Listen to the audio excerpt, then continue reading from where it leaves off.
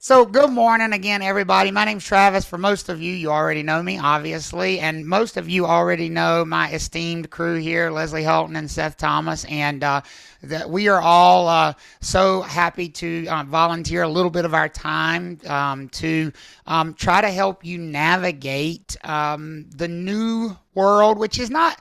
I keep saying that, but it's not really a new world. It's just a slightly adjusted world, maybe, Leslye. I think maybe if we keep calling it a new world, it makes it scarier than it probably is. Have you seen some of the posts on social media and some of Well, the that's news? I that's mean, yeah. I mean, yeah, I've seen it. I've seen seems it. like it's a whole different world, like we're aliens in it, I, and we have I, no I idea I've what's seen going it. on. I've seen it, and it is a scary. Yeah, It's a really scary. I have But to pick and choose my battles if I want to comment on it and correct these people or not. I'm like, I gave up on that. I know. There. It's a It just full-time depends job. on. It depends on how combative I'm feeling that day as to whether I want to try Oh, to. Travis is like, hold my beer, hold my beer. So let's talk about one thing that has most certainly, absolutely not changed. Nothing has changed from the North Carolina Real Estate Commission. Contrary to somewhat popular opinion, there is no new law in North Carolina. There may be new laws in some other states. Some other states have passed laws because of the National Association of Realtors settlement.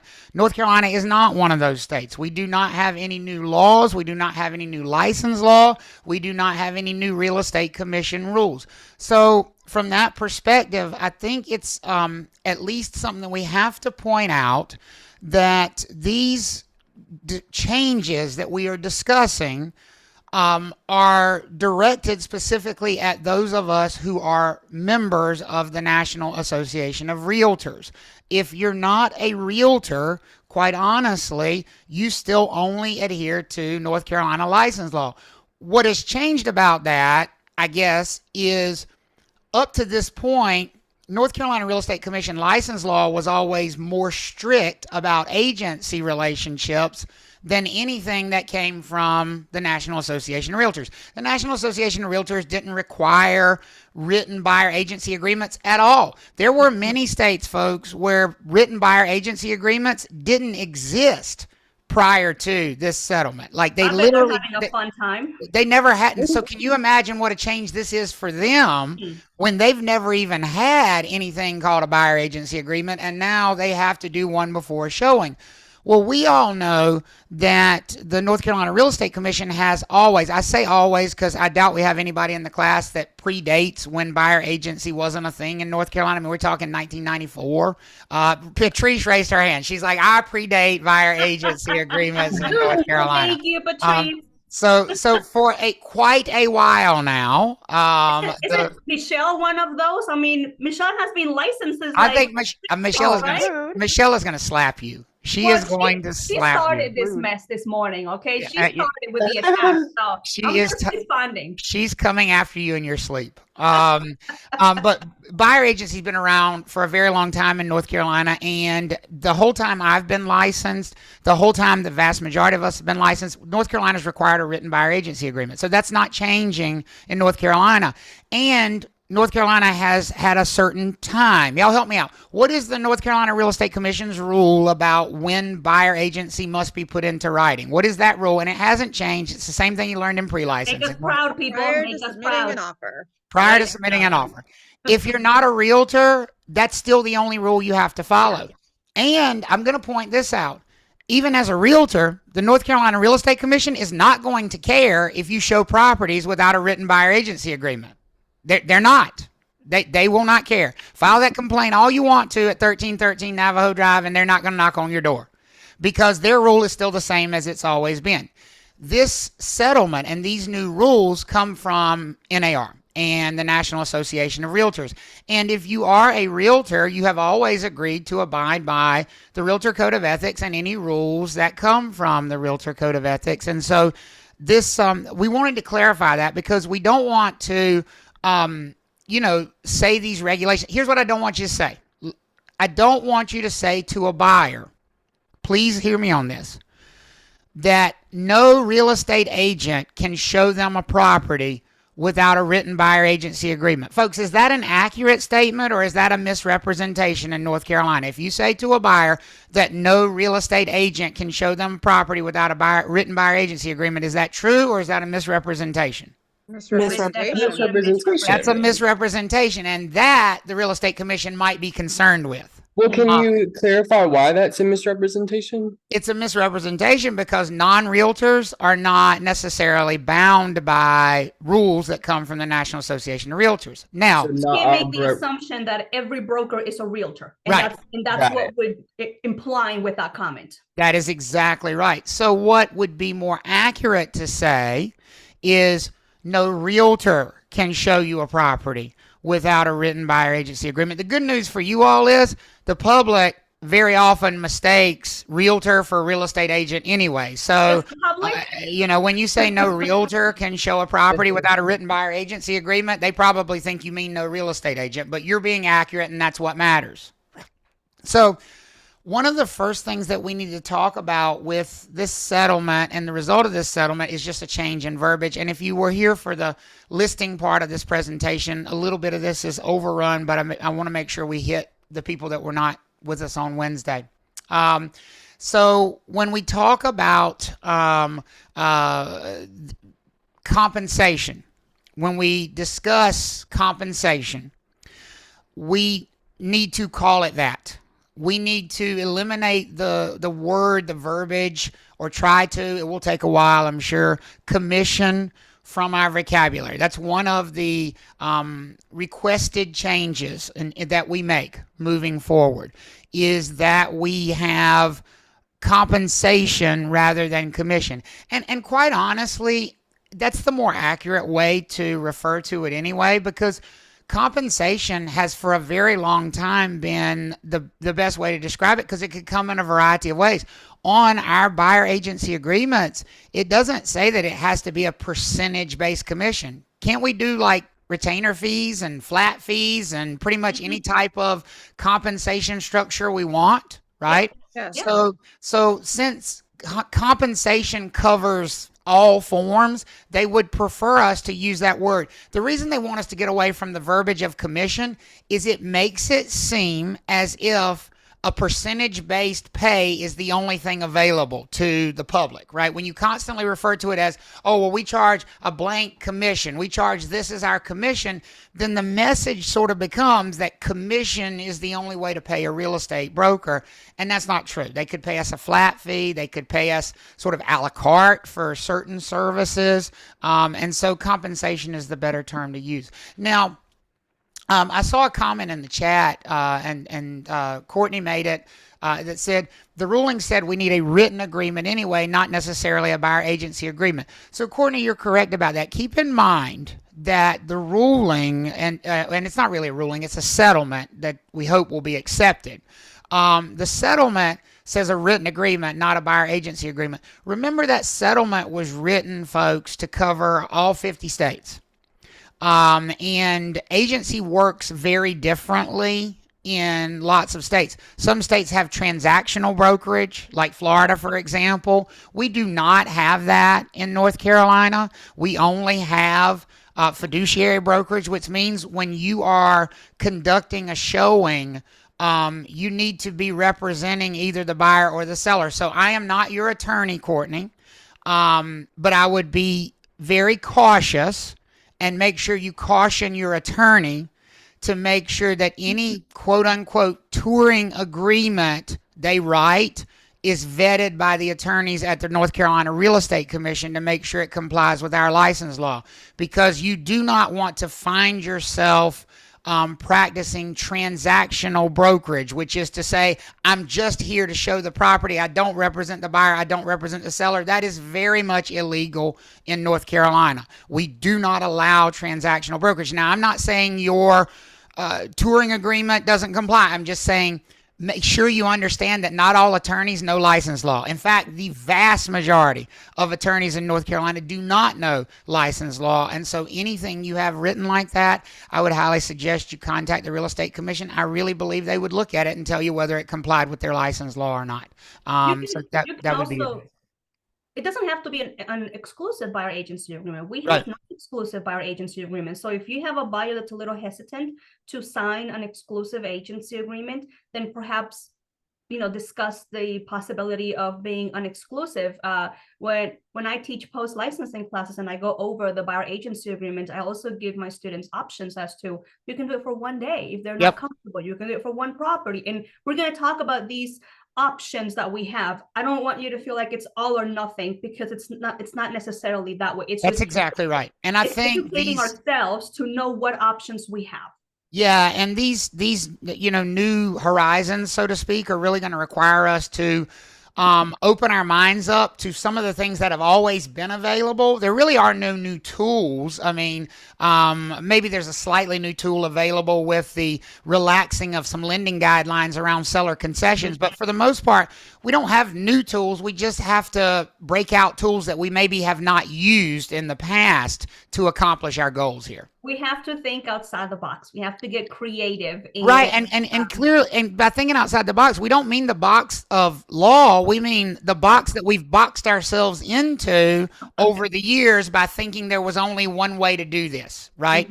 And so we just have to open ourselves up to all the paths that are available. So let's talk about the second major change, which we're already alluding to, coming from the NAR settlement, that buyers will not be able to view a property with a buyer's agent unless they have some sort of a written agreement with that buyer. Now, in North Carolina, I pretty much think that is going to mean a buyer agency agreement. Now, I'm not an attorney, and I'm not going to say a touring agreement doesn't work. I would be very scared of it. And that would be something I would want somebody in Janet Thorin's office at the Real Estate Commission to sign off on if I was going to do it, because I think it would get dangerously close to transactional brokerage if it didn't say you were there as a seller representative or you're there as a buyer representative. I'd be nervous about it. So you have to be careful. Things that work in other states don't necessarily work in North Carolina with our license law. And I say this all the time, and I truly mean it. Love the realtors. I wouldn't be one if I didn't love them. But I love my license a heck of a lot more than I love anybody at the North Carolina or National Association of Realtors. And my license comes from 1313 Navajo Drive, and I plan to keep it. So I'm going to always look to their requirements. Sure. Travis, can I chime in for a second? Yes, go ahead, Patricia. I appreciate it. Thanks. Two things that I just want to touch on. The real estate, I've been going round and round with the commission and with NC Realtors on the takes on everything. And I get two different answers at times. And oftentimes it's so fine of a difference that we're splitting hairs. So to understand that we are splitting hairs, yes, we get our license from Navajo Trail. We get our license from the Real Estate Commission. But the Real Estate Commission is not going to help us understand how the terminology in any touring document that we have in place satisfies the settlement requirement. Right. It's going to be different. So if you want to make sure that your touring agreement is in compliance with the settlement agreement, you need to call the realtors, because the commission is not going to speak to you on that. And that's a really great point. If you don't have the proper terminology in there and you are in violation, then MLS kicks in, and they are the ones who are going to ride our you-know-what to make sure that we are in compliance and we don't get $1,000 fine right out of the box. And and by the way, if you all don't know Patrice, she is the expert when it comes to forms in North Carolina. She's a member of the forms committee. She is often teaching classes for forms with the realtors, and she makes a great point. I say you need to make sure it's in compliance with the Real Estate Commission's rules, and you do. And she says you need to make sure it's in compliance with the terms of the settlement, and you do. And the reality is that neither one of those entities is going to say it's in compliance with both. If you want to know if you're in compliance with the Real Estate Commission, you're going to have to ask them. If you want to know if you're in compliance with the terms of the settlement, you're going to have to talk to the attorneys over at NC Realtors. So please make sure, if you're trying to, invent your own wheel here, that you're getting those things properly vetted, because one thing I can almost assure you is that attorneys who have not worked closely with both of those organizations probably don't have an awareness of the full picture of what's required to be in compliance from either perspective. And that's the real challenge. And that's why it's important that we have discussions like this so that we stay in compliance with both of our masters, so to speak, as realtors, that we don't, enrage the real estate commission because we've done something outside of their rules, but we don't find ourselves slapped with fines, right?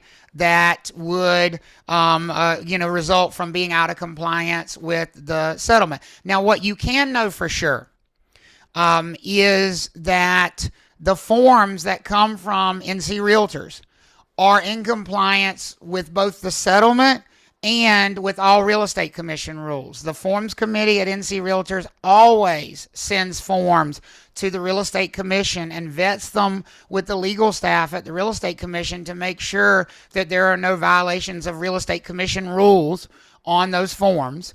Patrice, that's an appropriate statement, right? All the forms from NC Realtors have been vetted by the real estate commission, right?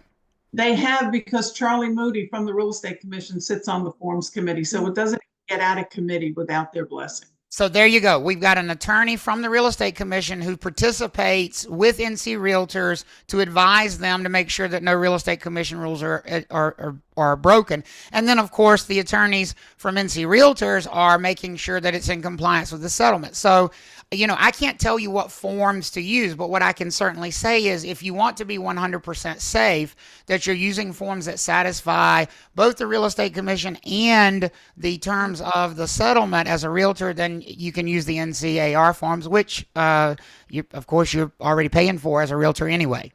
So there's that. Travis, can I add one other thing? Sure. I just want to get started off on the right foot here. Yeah. Everybody's talking about touring agreements. And my challenge with the touring agreements is I'm here to represent my value. And when I put a buyer agency agreement in place, whether it's for 1 day, one property, or 6 months, I am communicating to the consumer that I'm standing in front of what my value is and what I bring to the table. I am not willing to work for free. So the terminologies in touring agreements, I'm not even getting into, because I'm not going to show you property that another firm has listed without an understanding that I am protected. My value has some merit. Totally agree.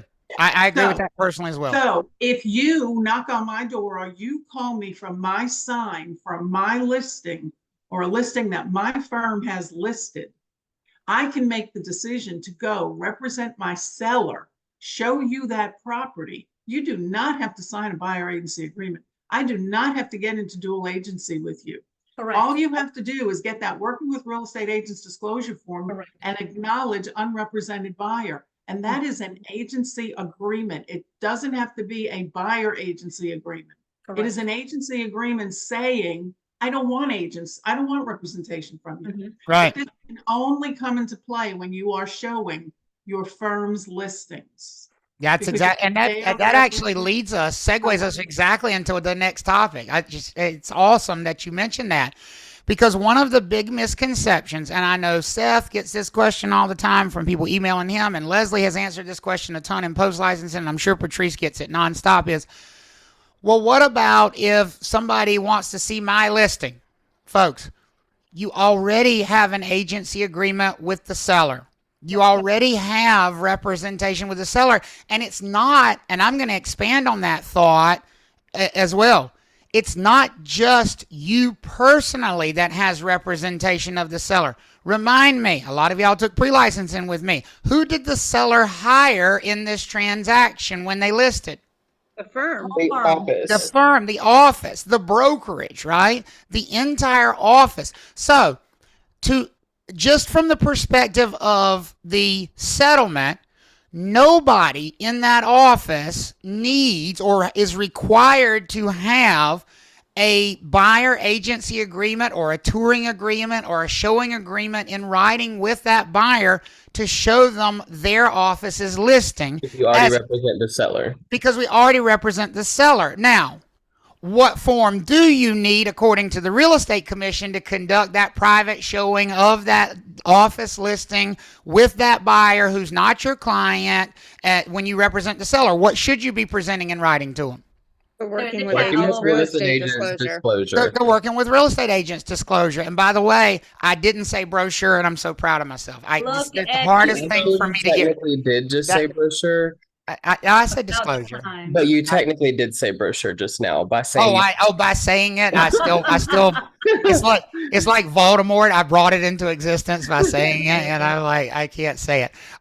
So to be clear, as a realtor, you may not show a buyer who you are converting into a client, thinking about being a client, that property without some sort of a written showing agreement. And for most of us, that's going to be a buyer agency agreement. So if the purpose, here's what I tell myself. Before I go to that showing, I need to ask what the purpose of the showing is. Am I going to the showing to represent the seller? Am I looking out for the seller's best interest? Am I an agent of the seller? If so, I don't need a written agency agreement with the buyer to show them. I already have it with the seller. I just need to present working with real estate agents. But if I am going to show that property to that buyer as a client, whether that is exclusive buyer agency, non-exclusive buyer agency, or even dual agency, what are you as a realtor going to be required to have in writing prior to showing? Some type of what? agency agreement. Some type of agency agreement, written agreement, whether that's a non-exclusive buyer agency agreement, a touring agreement that you've had vetted by everybody else, or an exclusive buyer agency agreement, you're going to need to have that in writing. And one of the things that makes that important is specifying to that buyer what it is that you would expect as compensation in that transaction with that buyer. Because we have to shift the dynamic with the public that whether the buyer ultimately pays the compensation or not is not the issue for us. What is the issue for us is that the buyer is held responsible for that compensation. And they need to be aware of that before the showing takes place. Because, folks, if you've been paying attention to our buyer agency agreements over the years, haven't they said for many, many years now that the buyer was responsible for paying the compensation that was agreed to on that written buyer agency agreement? It said we were going to try to get it first from the seller or from the listing firm, but if we couldn't get it from the seller or the listing firm, who did it say was going to pay? The buyer. The buyer. When we presented that to our buyers, we had that conversation. Right. And that's a really important conversation. Now, because we're focusing on you kind of your role as buyers agents here, I want to talk about another way that you may cultivate those buyers. And look at Bethany's question. Bethany, it's almost like you knew what slide was coming up next. And speaking on that same thing, Travis and Leslye, there is a comment here in the chat that I want to bring up so you don't forget it. So it says from Sage. So if we have an agent friend doing us a favor and showing a home on our behalf with a buyer client that we have, what does the friend need at another firm to show that buyer? Agency agreement? Okay, let me make my face full screen as I hear that question. So here's the question as I heard it, and somebody can correct me if I'm wrong. The question as I heard it was, I, Travis, am not available to take a buyer client of our firm, because it's not my personal buyer client, a buyer client of our firm, a buyer that we have an agreement with, to see a property. And so I'm trying to make an arrangement for someone else to show the property. Folks, Travis has 3 other options there. And their names are Leslye, Seth, and my mama. Because those are the only people who work for my what? Other than me. Firm. My firm. I want to be 100% resoundingly clear on this answer. Don't do that. Don't. I'm not even going to try to thread the needle and tell you that there might be some magical, mythical way that you could make it work, because it's bullshit and you're going to get yourself in trouble. Don't do it. Man, Don't do it. Do honey not do badgers it. out. That is a client of your firm. That means your firm needs to represent that client. That means your firm needs to make that showing happen for that client. And Unless- let me go one step further on that. If you are using one of those things like Shawami, Oh God. I'm going to show you how to use your real estate license with that app, because you are also not allowed to compensate brokers directly for showings, whether they're in your office or not. If they're not in your office, they shouldn't be showing. And if they're out of your office, and if they're in your office, you still cannot pay them directly. Where does all compensation have to go according to real estate commission rules, folks? You're big. To your BIC. Unless you're willing to terminate your buyer agency agreement with your client and give it to your friend and get a referral fee, then that's the only option you have. And listen, I love the question, but I have to be forceful with the answer, because otherwise it doesn't convey. That is one of those practices that has crept into the industry, and it just doesn't work. And by the way, the Real Estate Commission has already released bulletin articles about that practice. They've released bulletin articles about holding open houses for offices that are not, it's not your listing, but you're holding the open house. And it hasn't permeated enough yet that those practices just don't work within our license law. Because here's the problem. If I am not available to show our buyer client that property, and I get Jonathan, who's with a different office, to go do that showing, even if I don't pay him, forget the payment part, because that's a clear violation. Even if I don't show him, who is Jonathan representing during that showing, folks? Who's his client? The seller. Firm. Seller.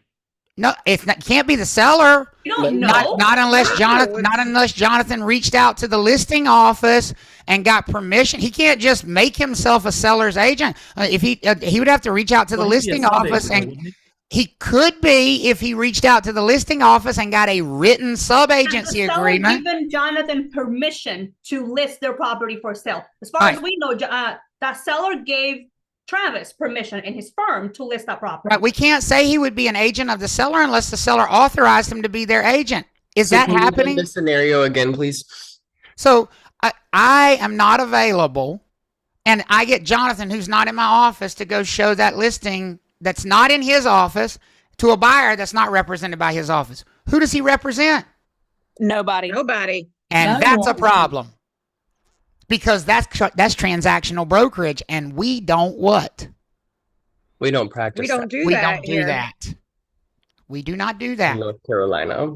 We don't do that. So a couple of questions about open houses. We're about to talk about those. We're going to talk about both scenarios with open houses. So if you're holding an open house for your own office, you are totally fine with the buyers that come into that property. You do not need to worry about a written agreement with those buyers simply because they've come to that open house. Because if it is your office's listing, again, who is it that you are there representing? The seller. You're there representing the seller, correct? Mhm. Okay. Melissa said, what if you're a solo agent, you have no one else to do showing for you? Then you're by yourself. Better get a doppelganger or something. You're by yourself. Unless you're going to get that buyer to sign a separate buyer agency agreement, which means you couldn't have an exclusive buyer agency agreement with another office that they can help you out. You're by yourself, right? So if I'm holding an open house for my office, do I need written agreements with buyers that come to that open house? Help me out. Do I need them? No. No. Now, I do need to have one piece of paper very handy, or digitally handy, however you do it. What piece of paper do I need to have handy in case those buyers tell me personal things about themselves? Working with real estate agents. REA disclosure. That working with real estate agents disclosure. That's a real estate commission requirement. I am But, an agent, but I'm not your agent. so these are the traditional open houses. Now let's talk about another one of those practices that has crept into our existence that, not so traditional and maybe not so legal. What if I hold an open house for another office? Mm-mm. Now, the Real Estate Commission has already released a bulletin about how treacherous this can be. Because again, if you're going to hold that open house, what's the first question the Real Estate Commission is going to want you to answer? Who are you there to what? Who do you Who do you represent? Who's your Who do client? you represent? What is your purpose there? Okay. Which means you might need to have a sub-agency agreement of some type of representation to represent the seller. So if you're going for another office, they may need to give you some type of a written thing saying, okay, it's okay for you to hold our house open and you're going to represent the seller. That would be fine. But if you're not there representing the seller to help the seller and you're there to generate buyer clients, you got to be ready with the Working with Real Estate Agents brochure, because what could a buyer share with you? Personal, motivating confidential information? info. But you better be ready with something else too. Buyer. Because if you're holding that Buyer's open agreement. house to try to attract buyer clients, and that buyer shares personal information with you, and now you got to disclose agency to them, aren't you now conducting a showing with that buyer who you're talking about being their agent? Didn't you just cross a line with the realtors now? You just Yep. became a buyer's agent. So what are you going to need with that buyer? Buyer agency agreement. A buyer Or agency something. agreement, some type of written buyer agreement. So folks, I really think this practice of holding open houses at somebody else's listing, I think it's a bad idea from a number of fronts. I Okay. really do. That's where I just got confused. So you're only talking about from the perspective of holding an open house for a seller you don't represent. For another Well, firm. that's exactly right. That's for somebody else's firm, right? But she's like, how many of y'all have seen that practice? Be honest. How many of you have seen that practice where I'm going to go hold an open house? It's not my listing. It's not my office's listing. It's just my friend. They got a new listing and they don't want to do their own open house. Well, I think as new brokers use that a lot to generate business. I mean, I did. don't get me wrong, Yep. it's a good idea, but it's just not. It's not very possible. So It's find given all these requirements now, I just don't know how it's going to be. I mean, I want you to think about how that open house is going to go now. And I saw the question, up there about, holding an open house for a seller. So, for a builder, I'm sorry. So, if that builder allows you to hold the house open and you are clear with the builder that I'm not here representing you, you're just allowing me to use your property to try to generate buyer clients. Because there are some builders who will do that. Okay. You got written permission from the builder to hold their house open, but you're not there representing them. You're just there to try to generate buyer clients. Well, now every buyer that comes through that door is a buyer that you need a potential what? Written buyer agency agreement with. That doesn't that really make it complex to do something like that as a realtor, folks? Yes. So I'm not saying absolutely don't do it. I'm just saying you really need to think about all the implications of what you're doing if you're going to do those kinds of things. So, as you start to work through this, if you have specific open house questions, send me an email, because I think blanket answers are going to be really tough. I think it's going to be situational. It's very much a slippery slope. Now, let me be clear. It's not a slippery slope at all, and you do not have to worry about open houses for what? What's not the slippery slope? your own listings, Your own list. Your own Your own firm's office, listing. right? Yeah. Things that are your office's listings, things that belong to you, things that are listed by your office. You don't have that concern with those. It's those other kind of outside the box open houses. And one of the things that we have to get accustomed to talking about, probably much sooner than we have in the past, because I will tell you, I'm a huge fan of verbal buyer agency. Now, I'm not a huge fan of verbal buyer agency all the way up to the time of offer. I've never done that, honestly. I've always thought, I was willing with a new buyer client to, represent them with a verbal understanding for maybe the first day of showings, and then we would talk about a written buyer agency agreement. That's kind of been my MO in the past. So I got to change. I've got to adjust. And honestly, when I was talking about verbal buyer agency in the past, I wasn't talking about compensation. How many of y'all were really having a detailed compensation discussion with a buyer before you showed them the first property in the past? If you were, good on you. But I think you're probably the exception. Brittany said she was. Awesome. Then there's not much of a change here for you, Brittany. But I think most of us in the past with verbal buyer agency were saying, you know, I'll be glad to represent you. And we can get started, and then we'll kind of go from there. You know, that was the idea with verbal buyer agency, because it wasn't binding in any way. It's not exclusive. It's not enforceable.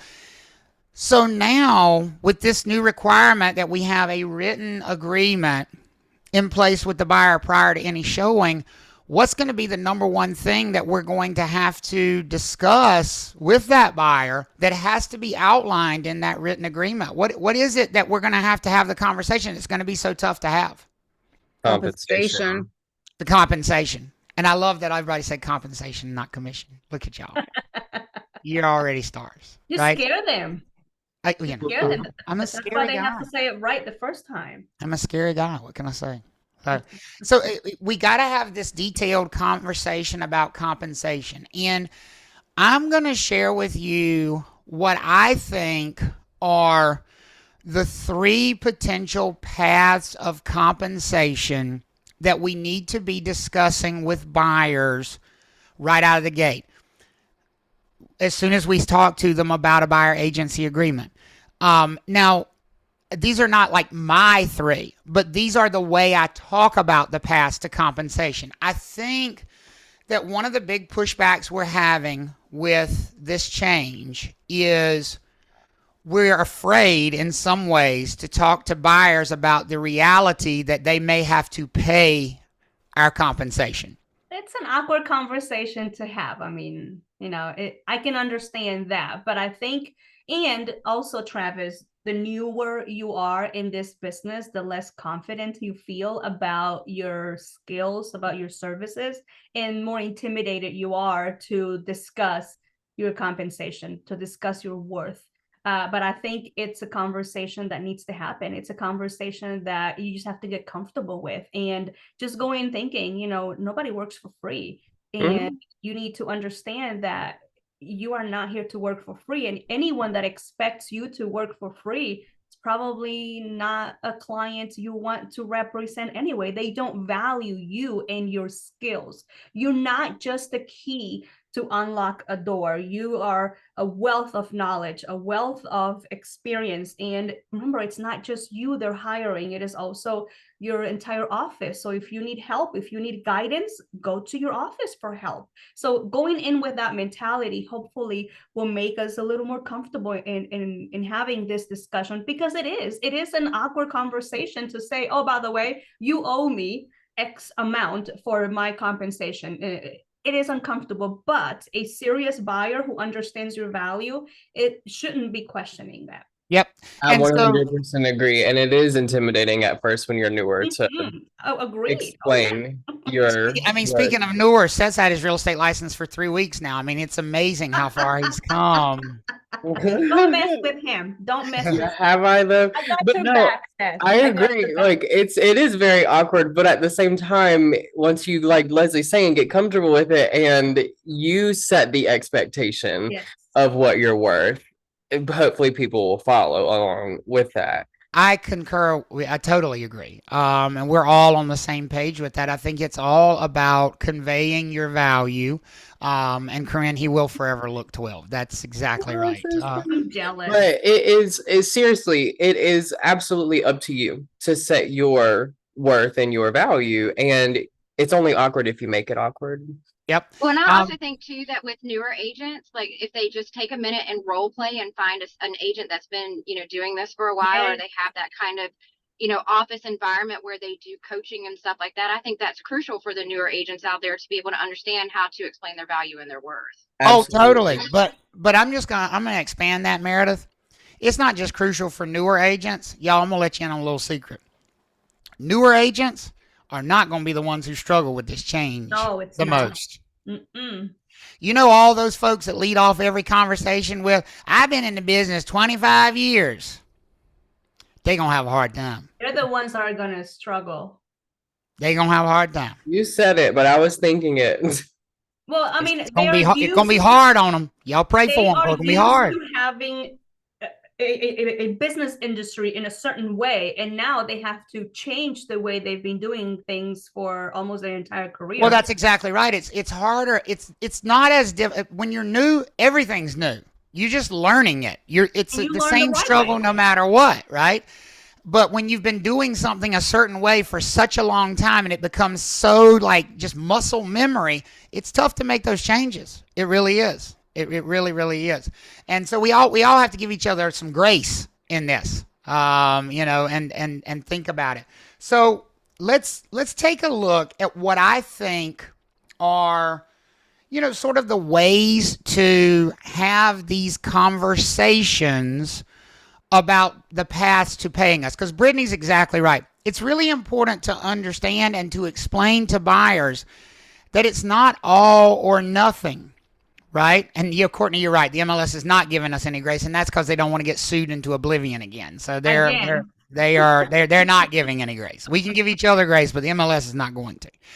I think one of the biggest sort of mistakes you can make out of the gate as a buyer representative is to focus solely or even too much on one path of compensation. Mhm.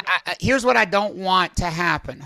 Well, yeah, I know you've watched the news and you've heard a lot about, buyers paying their agents and stuff, but don't worry. That's not going to happen here. I'm going to make sure that we find you a house where the seller pays my compensation so you don't have to pay. Folks, is that a guarantee we can make?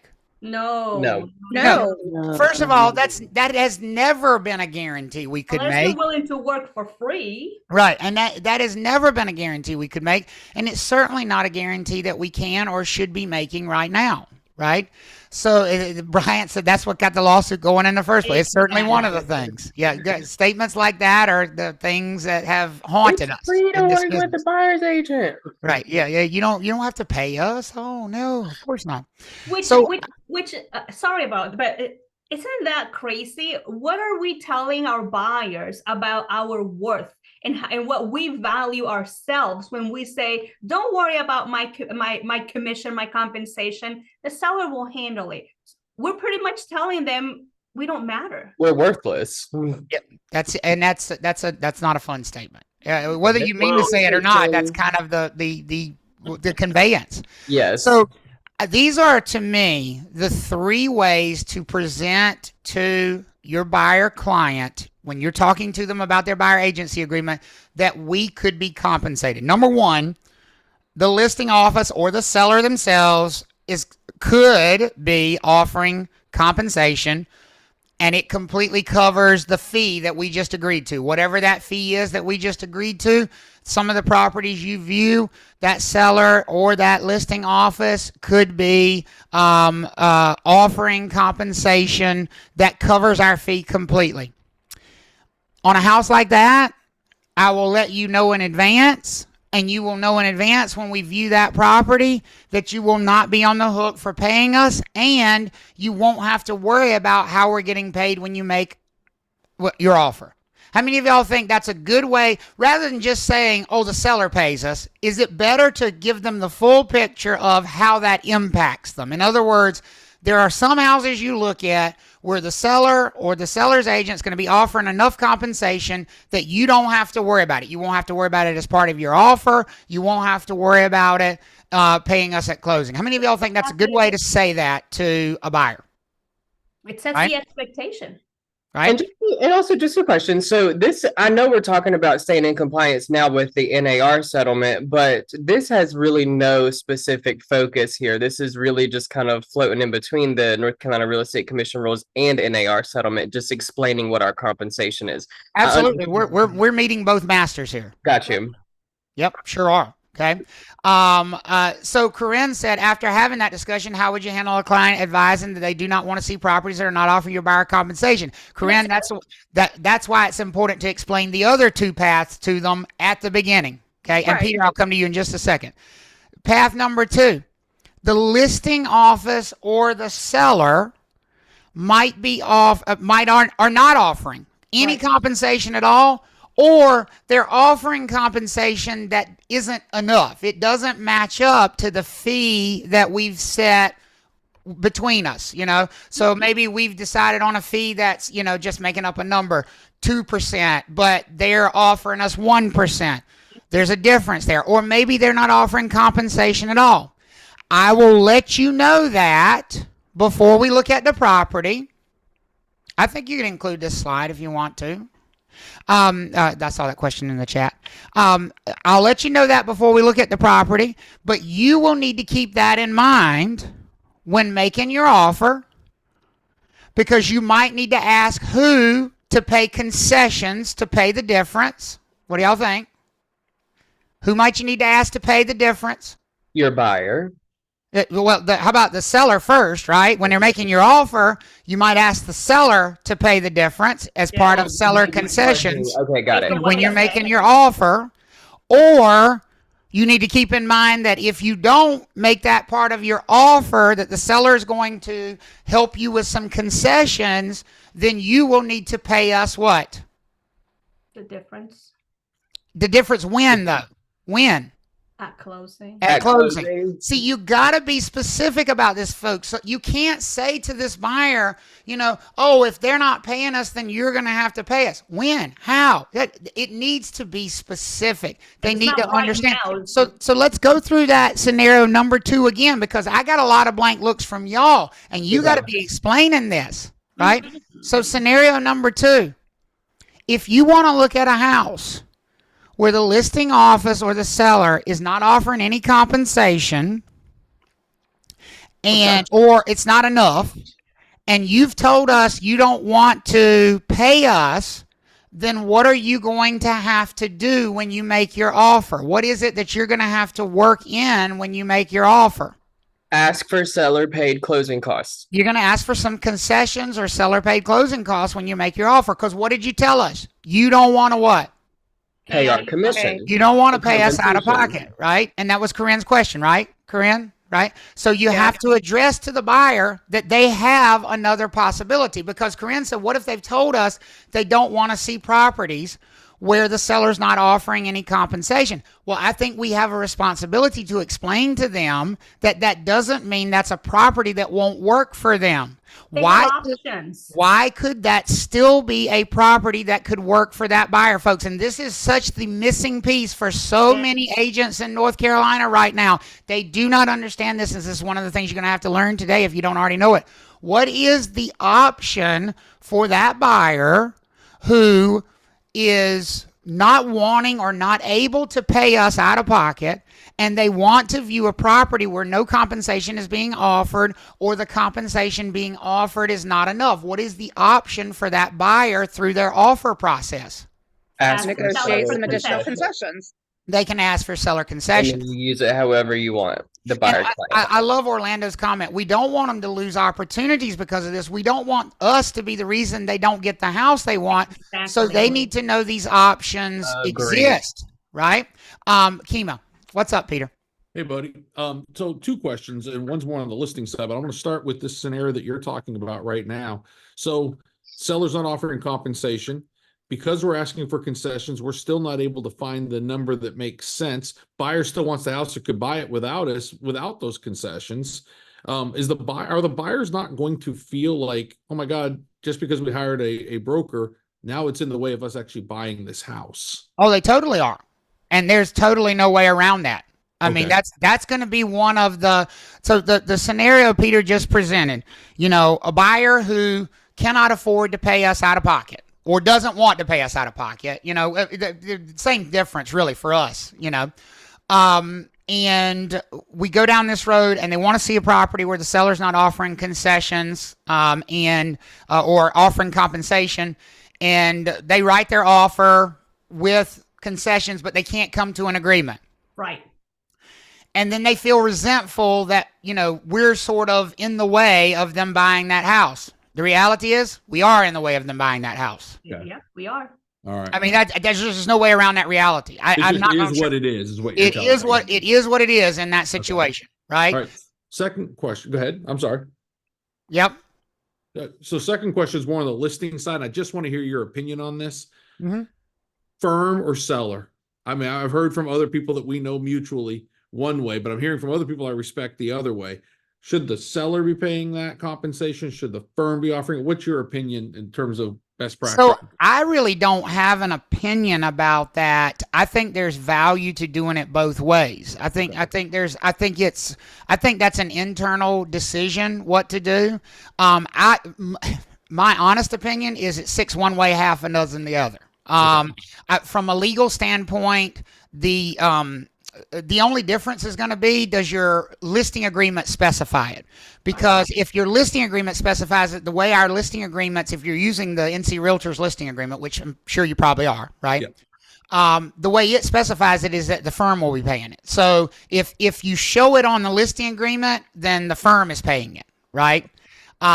If you don't show it on the listing agreement and then the seller says separately, but I do want to offer, some compensation to buyer's agents, then you would say the seller's paying it directly. That's really the only, difference there, quite honestly. Thank you. So I think, and I know why that question, I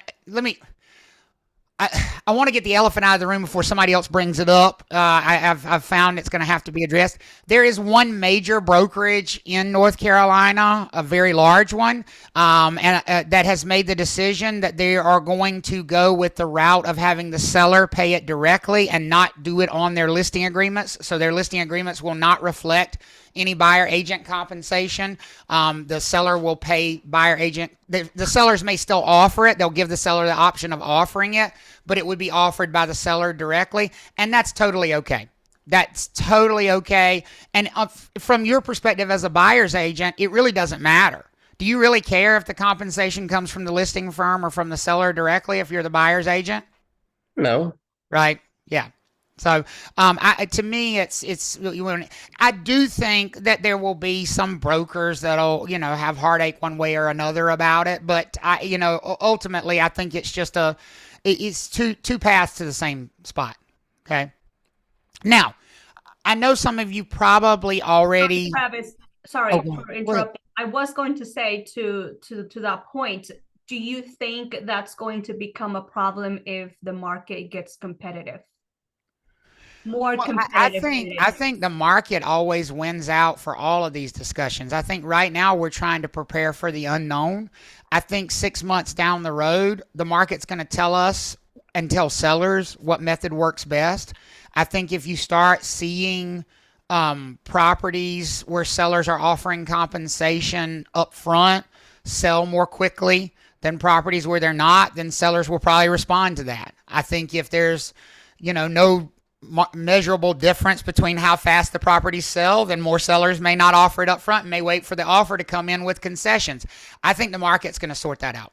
My fear is with, interest rates going down and hopefully buyers getting more motivated to purchase, are we going to go back into a competitive market where you have multiple offers to review? Sellers will definitely take that into consideration when they're looking at an offer. Is the buyer asking for concessions? Are they asking for closing costs?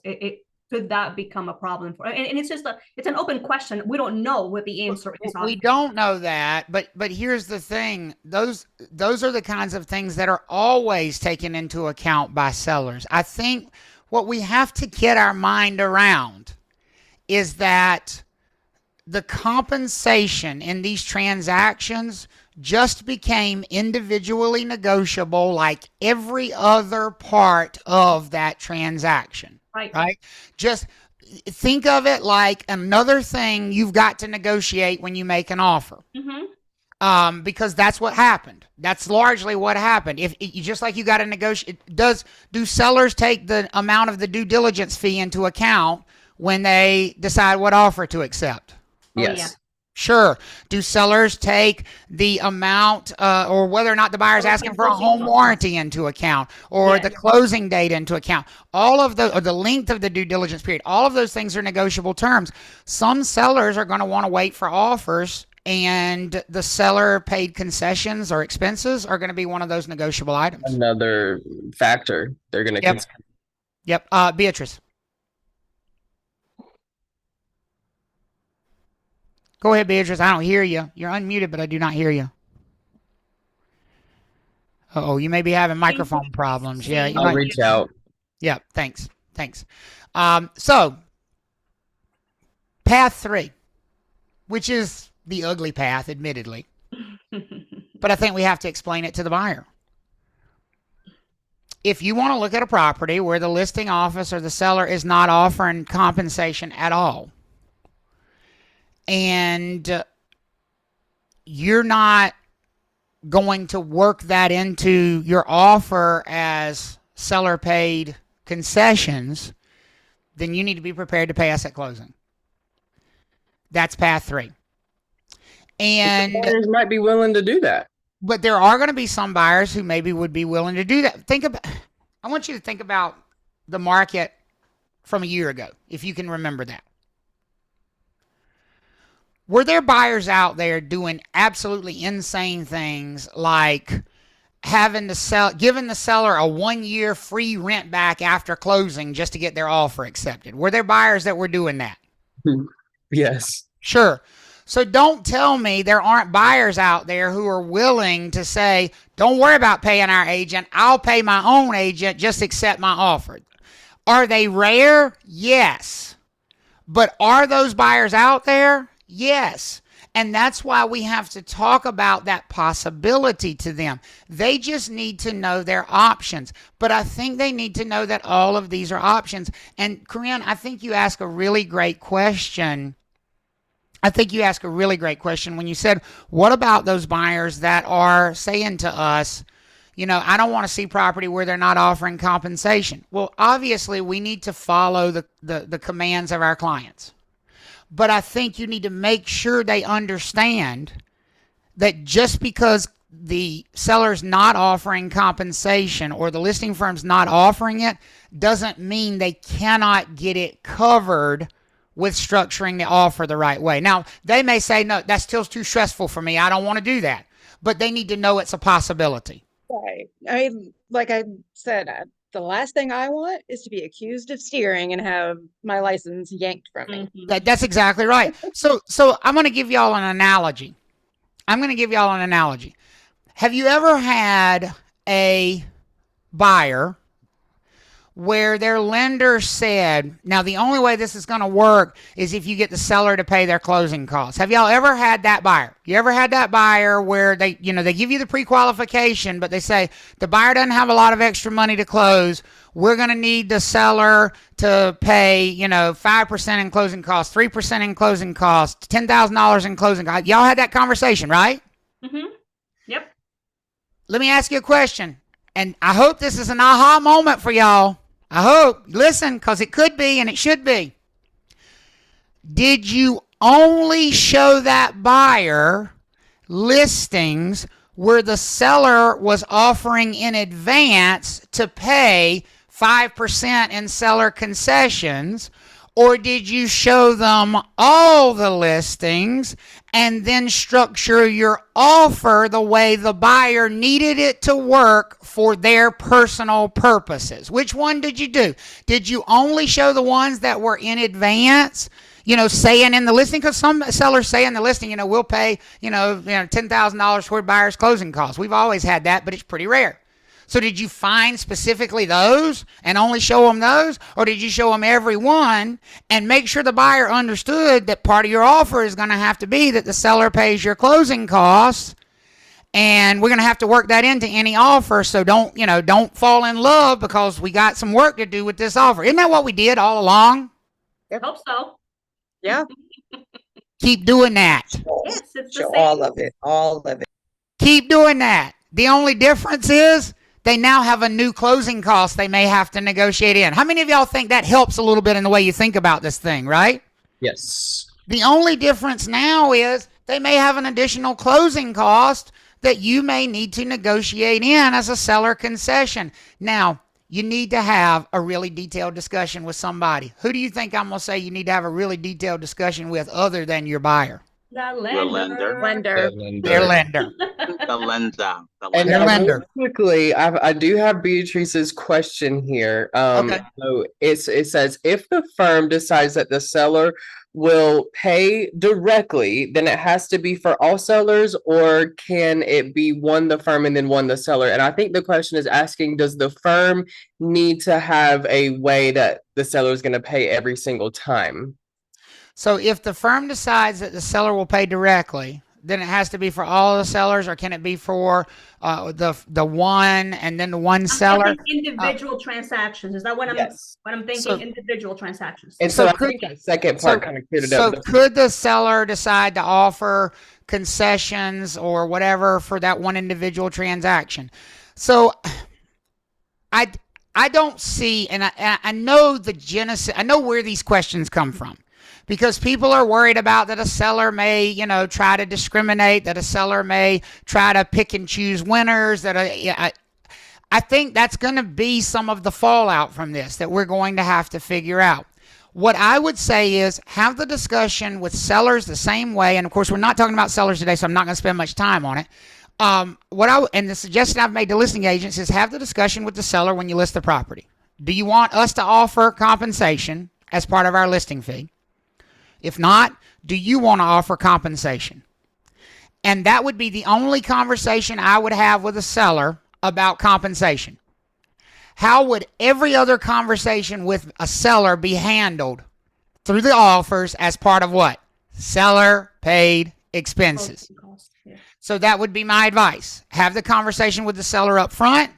Not make it a case-by-case thing, because I think you do put yourself at exposure to, potential allegations of fair housing violations and all kinds of things when you start picking and choosing in that situation. What if your seller says we got to look at the offer before we make that decision? Well, that's it. Isn't that the beauty of negotiating it as part of seller-paid concessions? Mm-hmm. And that's why, here's my advice. Either have compensation completely agreed to before the showing, or handle it as through the offer process. Closing cost. That way it doesn't seem as they're picking and choosing based on something other than the terms of the offer. Now they're picking and choosing based on the offer. Right. And only the offer. Mm-hmm. Absolutely. And which is something that they're certainly allowed to do that. Right. So, and we're going to talk about the 220 form as well. Mm-hmm. Okay. So have a conversation with their lender. You should already be doing that. Mm-hmm.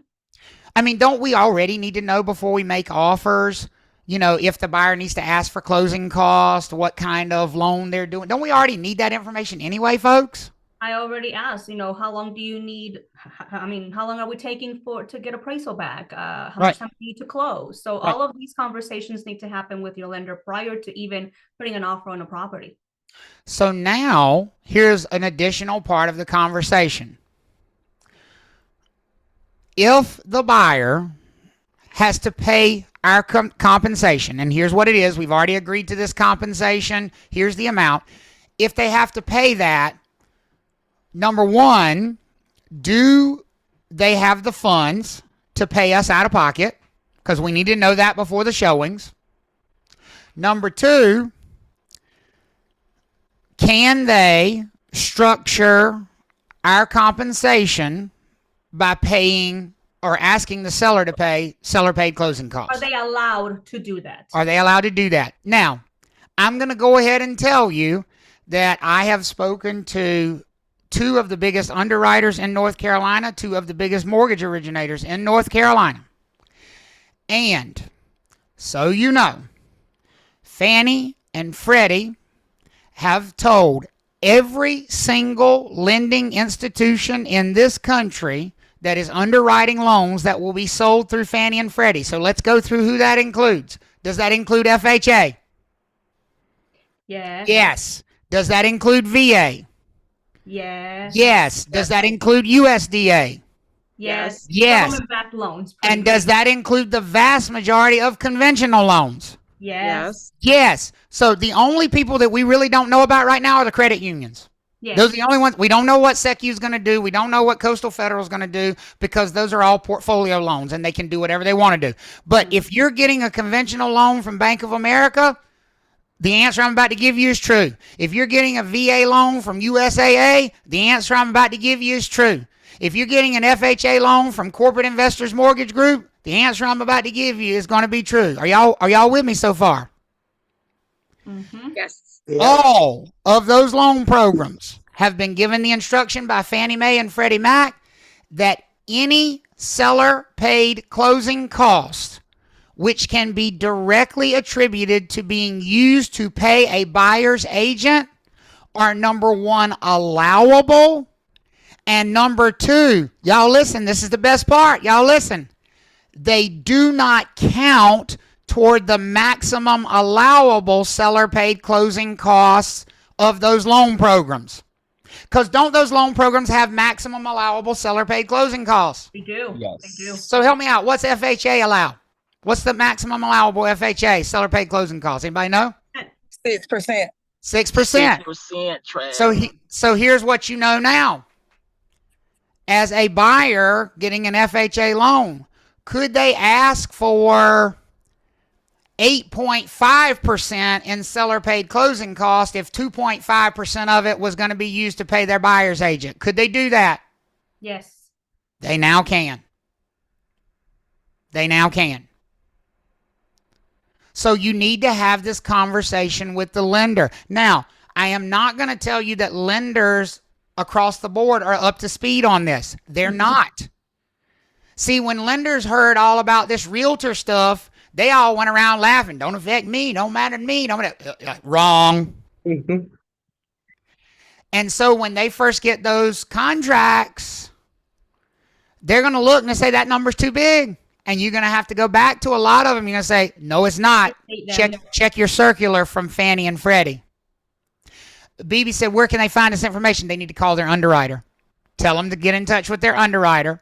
Now, are you probably going to have to provide a copy of your buyer agency agreement to the lender to prove show. that that amount is being applied toward the buyer agent commission? Are you probably going to have to send the buyer agency agreement?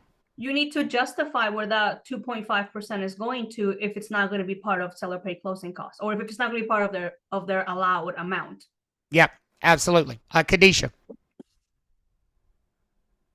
Hi, our firm, so I just saw this and wanted to ask, our firm drafted like an internal document that outlines what portion of the seller paid closing costs are being paid toward the buyer agent compensation, and it's just party to the buyer agents and their lender. Is that something that we can provide? What do you mean? I'm not sure what you mean about it's just party to the, I'm not sure what you mean. So they created a document. It's got the date on there. All parties acknowledge X amount of the seller paid buyer closing costs are to be paid toward buyer agent compensation as a buyer transaction expense. And then it has property address, the buyer's name, seller's names, but only the buyers and the buyer agent signs it. And you just provide that internally to your firm and to the lender. That sounds great to me. Appropriate as opposed to the full well, what I would say is it's going to be whatever the lender will accept. Right. If they'll accept that, I think that's great. I think that's a great thing to send. If the lender pushes back and say, well, we need to see the buyer agency agreement where the buyer agreed to pay that, then I would send them. I wouldn't have any problem sending. Would y'all have any problem sending the lender your buyer agency agreement? No. I wouldn't. No. I wouldn't. And it's an optional document, they said, but I guess it was just provided in short to help. Maybe, I don't know. But yeah, no, I think it's super helpful, and I'm glad to see that your firm's already on top. It sounds like they've already talked to y'all about the idea they've been talking of a buyer asking for seller paid closing costs. And let me tell y'all something. Let me tell you why that's going to be such a huge thing. Are there going to be properties where the listing firm and the seller or the seller are not offering compensation, but they're open to it? They're just waiting for you to make an offer. Are those properties going to exist? Do those properties exist? Yes. Yes. How are you going to know unless you submit a what to them? An offer, unless you ask. Unless you submit an offer. And now, keep in mind, don't we still have to satisfy the North Carolina Real Estate Commission? I mean, have they just totally disappeared, or do we still have to satisfy them? Oh, they still have to be satisfied. Oh, they still have to be satisfied. And man, I have comments for that. I just walked into something somebody said they still have to be satisfied. And I was like, oh. No, at least they're not like Clarence Carter. They don't have to be sassified. They just have to be satisfied. Right? They just have to be satisfied. So we do have a rule from the North Carolina Real Estate Commission that we have to keep in mind. And we have to be careful when we start structuring this around an offer. Rule 58A 0112B, that number is now seared into my brain because I've said it so many times about this stupid settlement. We are one of the few states. There it is, Jessica. Look at that. Jessica said, maybe I'm confused, but I thought agent compensation couldn't be tied to an offer. You're not confused, Jessica. Because Rule 58A 112B says that no offer to purchase or contract that's created by a broker in North Carolina can mention two things. And one of them is what? Compensation to the broker. Compensation to the brokers. The other is a liability release for the brokers, but compensation to the brokers. Y'all help me out here. Have I said anything at all about you mentioning your compensation in those offers? What have I said mention in those offers? The seller concessions to the buyer. I've said mention seller paid closing costs. Here's the reality, folks. Isn't there a line on the 2T contract already where it says the buyer and the seller agree that the seller will pay blank number of dollars toward buyer's expenses at closing? Yes. Yep. Well, guess just what became a buyer expense at closing? Compensation. Our compensation. We're not mentioning what the buyer's going to use those seller paid closing costs for in the contract. We're simply asking for the seller paid closing costs. We're not putting, and don't put this in your email. Well, the reason that the buyer's asking for, $12,000 in seller paid closing costs is that they need to pay my commission. You just did the thing you're not supposed to do. That's right? A conversation between you and your buyer client. Right. What they're using those seller paid closing costs for doesn't matter to the seller. Because what should only matter to the seller? The net that offer gets them, right? Right. And so as long as you're negotiating in good faith and the seller is looking at the bottom line net number, it doesn't really matter. Now, Carlene said, and if the seller doesn't want to pay any closing costs. So, Carlene, that puts us exactly where we would be with that buyer whose lender had already told you they needed seller paid closing costs. Have y'all not made an offer before for that buyer where the lender said they need $5,000 in seller paid closing costs and you made the offer and the seller rejected it? So what did you do? You either tried to continue to negotiate or you moved what? You moved on to the next property. That's the reality, right? That's the reality. Because again, it goes back to this idea. What we just did is largely make compensation to a buyer's agent yet another one of the negotiable things. Lindsay said, is it rude to say it doesn't matter what my buyer clients use it for because I know that comment's coming? No, it's not rude. It's not rude. Yes, but it is absolutely accurate. I mean, now I think to steal something from popular culture, I think you could be more demure and more mindful. Oh, here we go with your vocabulary words about how you say that. We very could be cutesy. We could be very cutesy about how we say it. We're not like you other agents. We're not like the other girls. We're going to be demure in how we say that. And if you don't know what that reference is, be thankful. So I only learned it this week, so don't get exactly. So if Jeff just learned it this week, it's going to take me 2 years to learn it then. No, I just learned it this week from Seth. Leslye, I just learned it this week, so if at 45, I just learned it last I just week. figured it out, you can figure it out. There you go. I promise. I just learned it last week. So to Lindsay's comment, she said, is it rude to say it doesn't matter what my buyer client uses it for? Here's the way I would probably phrase that would be a little more mindful and demure. I would probably say, I'm not at liberty to disclose what my buyer intends to use those closing costs for. This is just the number that they've offered based on their discussion with their lender. Is that a very true statement for the, you know, in that circumstance, right? Yes, and I take my statement back. It's not nobody's business, but it's definitely not the seller's business what they use Right. it for. Well, and Sal brings up a good point. He said, I don't believe it's even ethical for the listing agent to ask. It's not. And while we're on that note, let me tell you something else that's not appropriate for the listing agent to ask, which has just blown me away. I guess I should never be surprised in this business anymore, but it's blown me away. And let me tell you, if you're a listing agent, don't do this. And if you're a buyer agent, tell them to go pound sand. Well, before the showing, can you send me a copy of your buyer agency agreement so I know you have one? Because the new rule requires you to have. How many of y'all have gotten that from a listing agent? It's not the listing agent's job to police this rule. It's the MLS. So here is my recommended response for you. You can use it or not. My recommended response is absolutely. As soon as you send me your listing agreement, because North Carolina Real Estate Commission rule requires you to have a written listing agreement with your seller, I will be happy to send you my written buyer agency agreement. So want to tradesies? Tradesies. This guy. Thank you. I mean, if their justification for asking you is that you got to have one according to the rule, don't you have the same justification for asking them for their listing agreement? Yeah. Definitely more professional than what I said. You know, I mean, that's the way I look at it. Turnabout fair play on that one. You know, how do I know you have a listing agreement? Oh, I'm supposed to trust you, but you don't trust. Miss me with that. No, that's a no. They do not have the right to ask for your buyer agency agreement. Okay.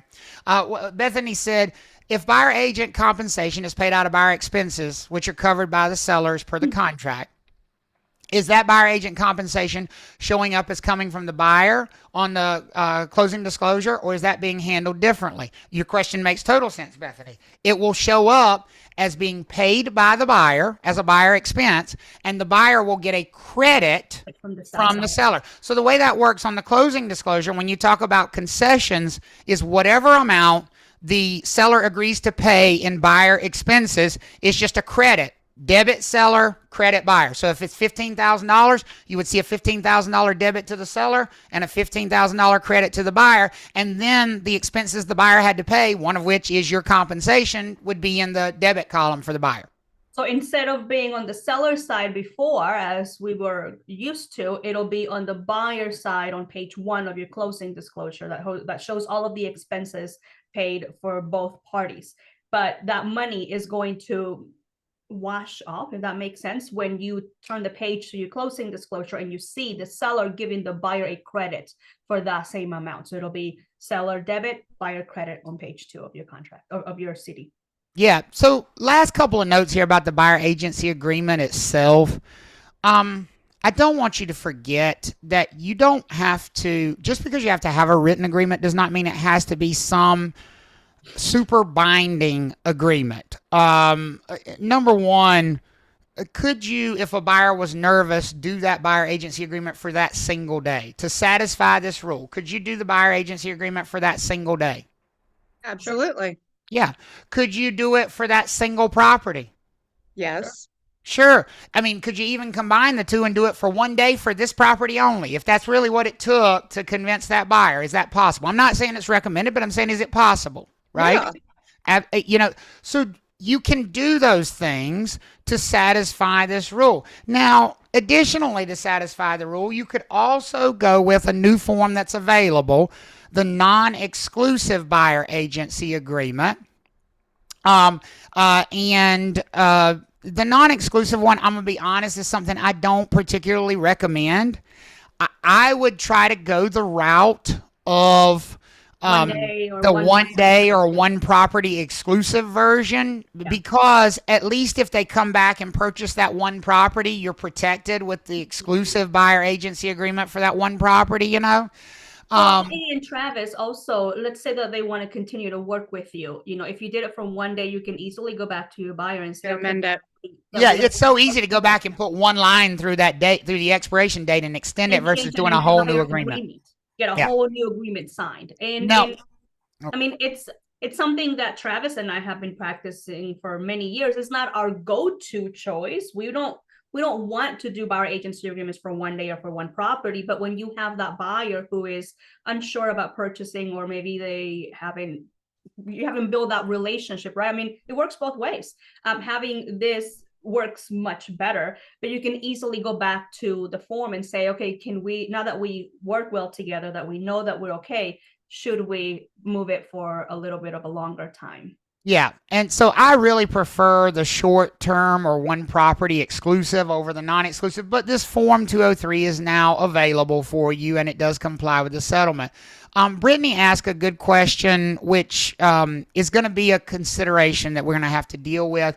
And it's not really the topic of today, so I don't want to spend a lot of time on it, but I do want to touch on it. Brittany said, I'm wondering how these seller concessions that are helping to pay a buyer's agent fee will affect your comps. So Brittany, that's something that Uncle Trav has been working behind the scenes on with the Appraisers Association in North Carolina, because that's something I saw on the horizon about 3 months ago. And we're making progress. Right now, Triangle MLS at least is reworking their concessions fields that listing agents enter. You know, the listing agent always has to put the concessions in the MLS, right? Y'all know that, right? Yes, at the end of the transaction, we have to write it in. And when you do a CMA, or when an appraiser does an appraisal and they use that as a comp, they're supposed to subtract the concessions from the sales price before using that comp. Everybody knows that, right? Yeah. It affects the appraisal. It affects the way that comp is viewed, which might affect future appraisals. Mm-hmm. But they don't subtract commissions from that, right? They don't subtract commissions. What? So it could lead to a skewing. So in the future, and this is coming, it's still being worked out, evolved. Triangle MLS's concession field is going to change. It's going to have lines that say, were there concessions for buyer loan expenses? And if so, how much? So you will have to put that. So you'll have to eventually, when the closing disclosure comes, you'll see how they were used, right? When you get the closing disclosure as a listing broker, you'll see how they were used. And you'll put that amount on there. You'll put how much of that was used. And then there will be a note that can include all the concessions except any that were used to pay compensation in the transaction. So there's going to be a note in the MLS, at least Triangle MLS, and we're working on the others, where you will not include concessions. Is that going to be a nightmare for listing agents? Absolutely. Am I the only one who thinks that's very hypocritical when you're prohibiting us from advertising compensation, but here you are putting it after the fact? Well, we have to, no, we're not putting it after the fact. That's specifically what we're not doing. We're saying don't include any concessions that were used. Specifically, don't include that in there, because the appraisers need to know the concessions to view the comps. Right. Yeah. Right. Cool.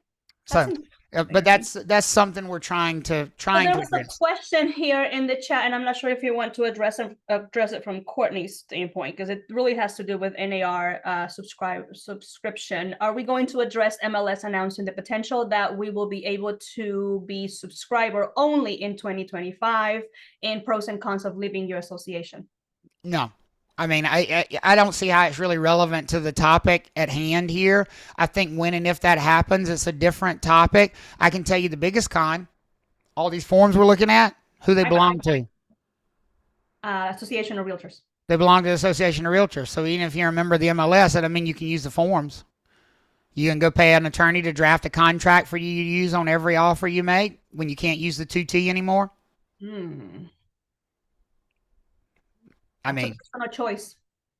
You can do that, but I'm just not sure that's going to be the chosen route for very many people. And are you going to trust the attorney, hopefully, that wrote Oh, look at Courtney. I thought the forms were from North Carolina Real Estate Commission.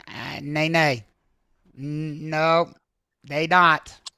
They not. So here's your favorite 2T contract right here. Let me just scroll down. This form is jointly approved by North Carolina Bar Association and the North Carolina Association of Realtors. That form, Real Estate Commission. That form belongs to the North Carolina Association of Realtors, and you can't use it if you're not a realtor.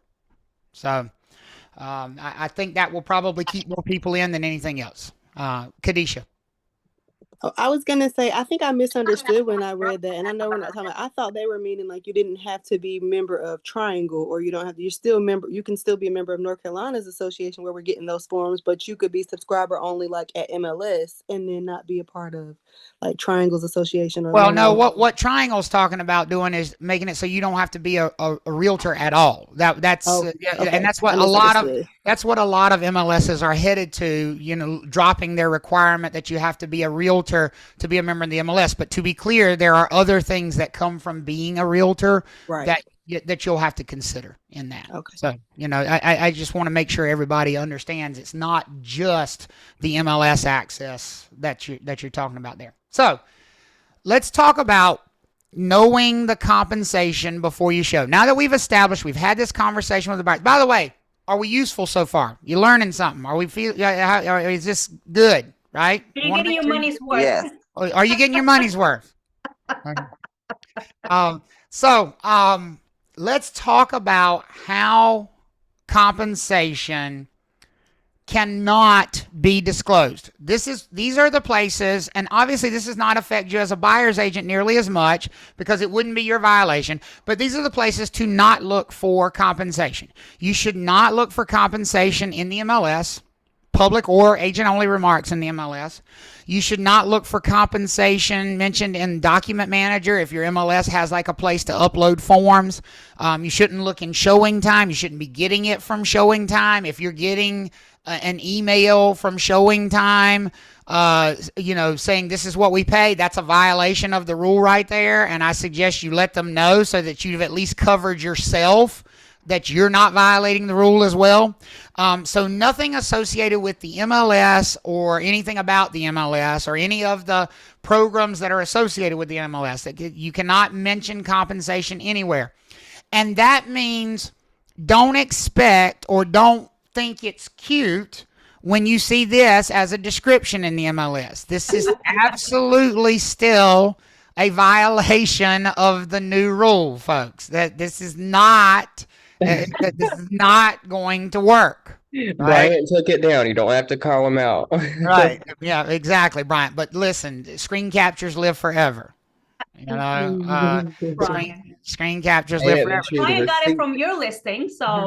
Exactly. He took it from my page. Now, all these things are allowed, but I don't think these things are, number one, I don't think they're going to be terribly popular. And number two, I think they're tacky. And number three, I just don't think this helps you as a buyer's agent. To me, as a buyer's agent, don't you need to know the compensation before you get to the house and open the door? Isn't that a conversation you're going to want to have with your buyer client before you do the showing? That's what I was thinking. I mean, what if my buyer says specifically, and we had this question asked earlier, what if my buyer says, if my compensation is not, being paid, or my broker's compensation is not being paid, I don't know if I want to see this house. Well, that's exactly right. I think we are robbing our buyer client of their own level of choice if we don't inform them about the compensation. Because to Corinne's question earlier, she said, I don't want to be guilty of steering, and me either. But ultimately, I cannot force a buyer to go look at something that they feel will not work for them. So if there's a property that just came on the market that's super hot, that everybody's interested in, and I say to them, now the seller is not offering compensation, so you would either have to pay us at closing or you're going to have to work that into your offer. And they say, well, I don't have the money to pay you at closing, and I don't think, offering them and asking them to pay $10,000 in seller paid closing costs is going to work, so let's just not waste my time. Can the buyer make that determination for themselves, folks? Mm-hmm. Of course they can. And anybody that tells you that steering is a moron. I don't care where they work or what their job title is. That's not steering. That's your obligation. Get that bail money ready. That's your obligation. Now, that means you've given them all the options. You're not saying to them, they're not paying, so you can't look at this property. That's steering, right? You're saying to them, here's what their offer is, which is not to pay. And that means you would have to work it into your offer as seller paid closing costs, or you would have to pay us yourself. and the buyer says, you know what, I just don't think that's going to work on this property. Let's move on to another one. That's the buyer making a decision, and that's totally okay. Right. So this is what we talked about on Wednesday for listing brokers, and this is what I hope they will do. And I give credit where it's due. I stole this from my friend Brian Pate, and I think it is a brilliant idea.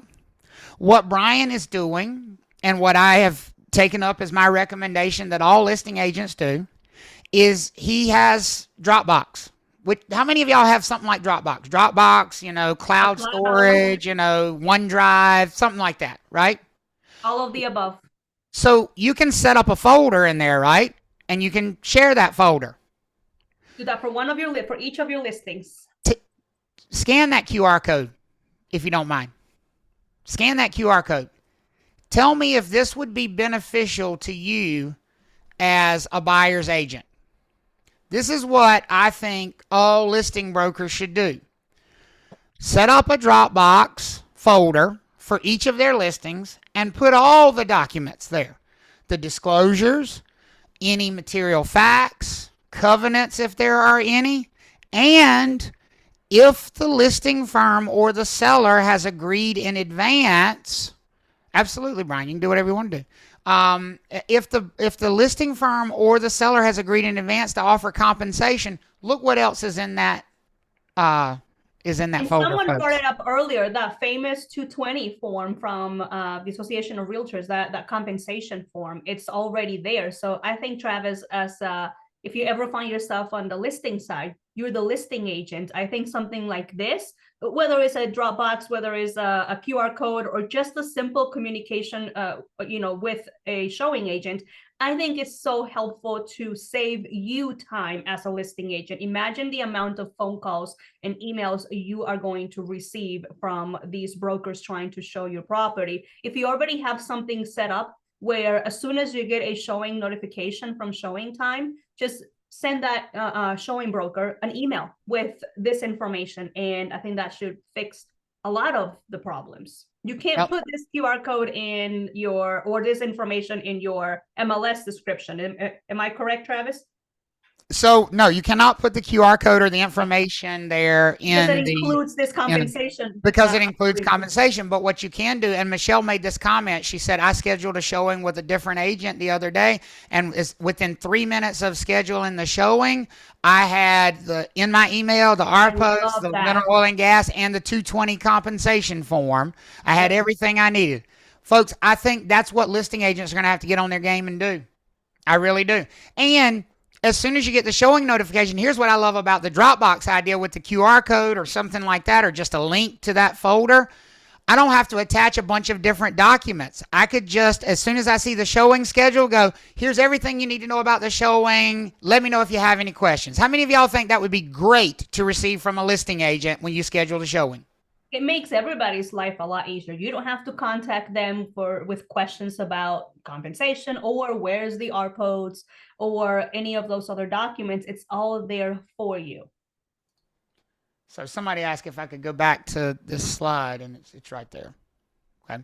Now, Brian said, I don't think I'd put the 220 form up pre-signed, especially with no expiration date on it.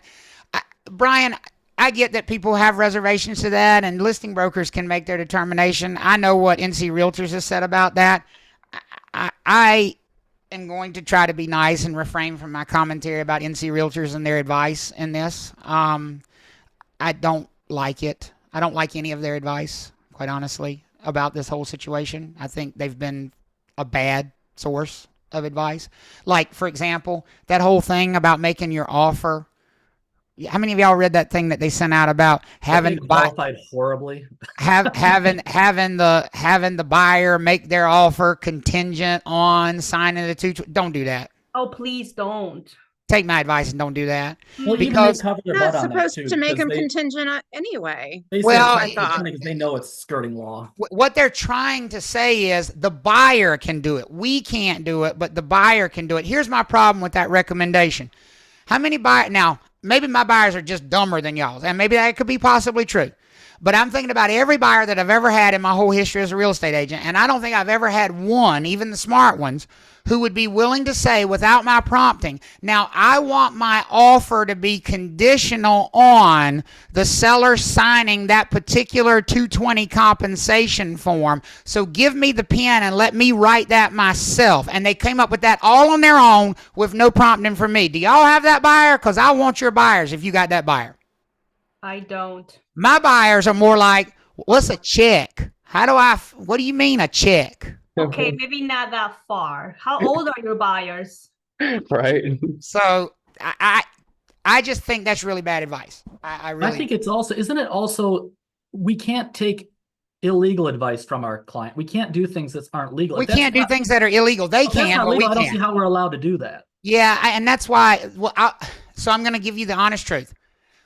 They vetted that with the Real Estate Commission, and the Real Estate Commission said we can't tell you it's absolutely illegal, but what we can tell you is it's bad advice, and we'd prefer you not to give it, and they gave it anyway. So take that for what it's worth. You know, I wouldn't do it. I wouldn't do it. What I would do is focus on the paths that we've talked about. The paths that we've talked about are either getting the compensation arranged before the showing, and that's where this 220 form would come in. 220 form is awesome before the showing. If you conduct the showing and you don't yet have the 220 in place, and you can't get the 220 in place before your offer, I would abandon the 220 form altogether. Now, this is me. This is Travis advice, not NC Realtors advice, not Real Estate Commission advice. This is my advice, so take it for what it's worth. I love the 220 form before showing, before offer. If you can get that form signed, could a buyer's agent, if you didn't have it, fill it out, sign it, send it to the listing broker, and say, here's what we're expecting as far as compensation. Could they do that before an offer? What do y'all think? Yeah, absolutely. So hold on. Is it because it makes it look like you're steering? Is that like you make the offer contingent on that? Notice I didn't say anything yet about an offer. I'm saying the 220 form has its time, and that is before what? Before you show the property. And before an offer. Before, not at the same time. In other words, once you get to the buyer is ready to make an offer, it is too damn late for this form, in my opinion. Because any way you slice it, when you start sending this form with an offer, doesn't it make it seem like you're making this offer, this form, part of the sales contract, folks? Yeah, and real estate people don't like that. And that is what the Real Estate Commission is trying to avoid with Rule 112B. I am so worried. I'm not saying that it's absolutely illegal to send 220 form with the offer. I'm saying it's opening the door to you committing a license law violation by simply saying the wrong thing. Whereas if you get this done before the showing even happens, then you don't have any worry about it. How many of y'all would like to have no worry about a license law violation at all? Mm-hmm. So I would get this done before. And then you're going to say, but Travis, what if the buyer's ready to make an offer and we haven't gotten it done yet? I can't stop the buyer from making an offer, and nor should you. Then you go to the other option, which is what, folks? What's the other option for obtaining for accomplishing the same goal? Negotiate the seller concessions. Seller concessions. And at the end of the day, it shouldn't make a difference to the seller. Let's just look at the math from the seller's perspective. So you offer in $400,000 with the 220 in place, saying that they will pay 2.5%. Y'all do the math on me for that. What's the seller's net from that offer? If your buyer's offered $400,000, that's $390. If your buyer's offered $400,000 and you've got the 220 in place before the showing, what is the seller going to net from that offer? $390. You take away the $10,000 in commission, that gives you $390. Or you show it, you don't have the 220, your buyer's ready to make an offer, and you recommend to your buyer.